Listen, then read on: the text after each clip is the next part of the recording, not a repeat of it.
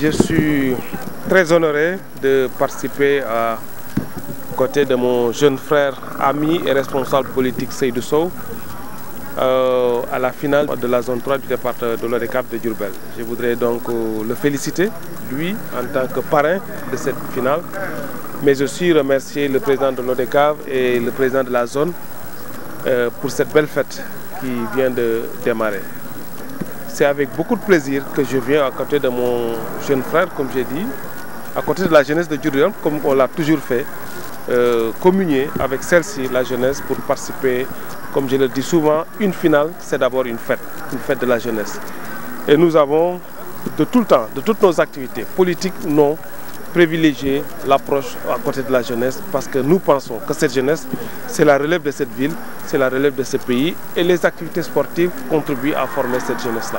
Donc c'est avec beaucoup de plaisir que je viens encore une fois de plus ici au stade Ely Manel Fall de Diourbel pour communier avec la jeunesse de Diourbel comme on l'a toujours fait. Je voulais d'abord féliciter nos camarades de la plateforme Macky 2024 qui ont fait une véritable démonstration de force aujourd'hui à Dakar pour dire leur proposition que le président Macky Sall est le président de notre coalition pour les élections de 2024.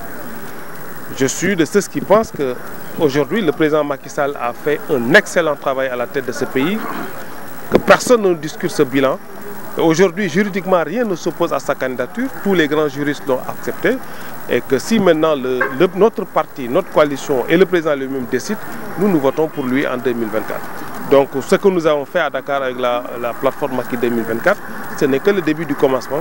Parce que les Sénégalais sensés et soucieux du développement de notre pays savent que le président Macky Sall est le meilleur profil pour 2024. Je dois d'abord, sur ce rapport de la Cour des comptes, féliciter le président de la République. Encore qu'il faudrait le rappeler, c'est le président de la République qui a donné les pleins moyens, les pleins pouvoirs à la Cour des comptes.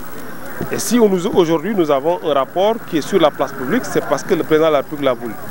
Il a accru les moyens de travail de la Cour des comptes et a renforcé ces moyens juridiques qui lui ont permis aujourd'hui de pouvoir faire un rapport, de le mettre à la disposition du grand public.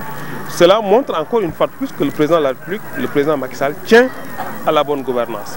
Mais il faudrait malheureusement éviter qu'une certaine opposition veuille en faire une question politique. Ce n'est pas une question politique. Nous avons notre régime, nous avons décidé de faire du pilier 3 de notre programme de gouvernement, le PSE, la gouvernance dans ce pays-là. Donc, je pense que encore que ceux qui sont cités sur le rapport, nous devons leur accepter la présomption d'innocence. La Cour des comptes a fait un audit. Nous tous, on est de grands commis de l'État. Nous avons exercé des résultats, nous avons été audités. Mais ce n'est que le début du processus. Et le président de la République a été très clair que le processus va se continuer. Ceux qui ont été cités dans ces rapports vont répondre devant les juridictions ou les chambres qui sont installées pour le moment. Et donc pour le moment, on ne peut rien présager. Il y a des manquements que la Cour des comptes a relevés. Il faut maintenant aller justifier ces manquements devant les juridictions compétentes.